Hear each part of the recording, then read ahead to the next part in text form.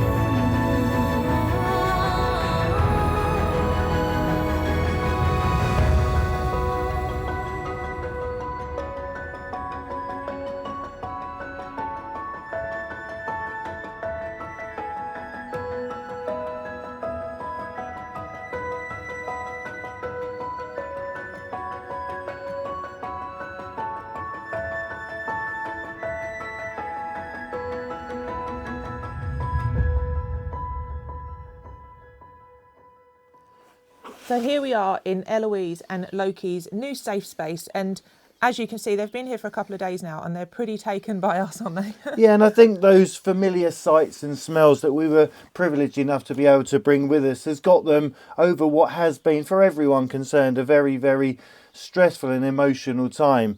But it's lovely to see their reactions when we took them out for a walk. We went down to the woods and Loki was straight in there getting wet. They are beautiful dogs. They're very, very loving. They're very giving. They're very kind. But they are different personalities. Eloise is a lot more reserved. She is. She likes to hide her head in your arm or hide her head in the blankets. But she's coming out and she's getting more and more sort of familiar with us, isn't she? And she's, as you can see, she's really enjoying just having that one-on-one time. A lot of you have asked about, are they dangerous? They're not dangerous. They're in this environment because we have, as many people know that have followed us for a while, we have elderly and vulnerable animals here on the farm. And because these guys lived on Nick's encampment with him, Nick was their leader, and it was them. It was his dogs, it was Nick and his encampment, and it wasn't anything else. So they'd never ever been away from that camp. This is the first time of them coming away. And we can't risk them. Obviously, their natural instinct is to seek out something to have fun with, and we've got lots of things that they could have fun with. So hence the reason they have their own apartment, a small house and a back garden. And we really hope that over time we can integrate them into the farm and they can become like the other dogs that have been here over the years. But to begin with, also for them, they need somewhere they can call their own and they can have as their safe place, and it's really important that we give them that in the very early days, as we are now. Yeah, and as I said, we always mention that animals are so forgiving and so understanding. They just want that love and consistency, and here at the Magical Moon Farm, they're going to get that in droves. And it just is taking it slowly, not asking them to cope with too much, but just protecting them. And that's what this last few days and weeks have all been about, is giving them the very best chance.